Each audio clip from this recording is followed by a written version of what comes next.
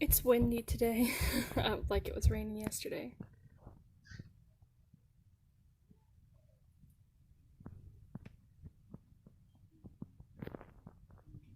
But what can you paint on this? I mean, like, I guess you could do a landscape, but like, there's a little fancy gouache.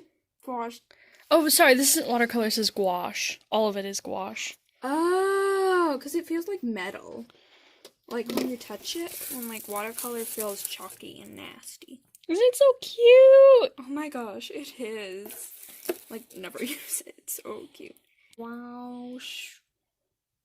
It doesn't have a name. All nail polishes usually have names on the bottom. It's literally my favorite thing to read them. These aren't nail polish, though. There's nothing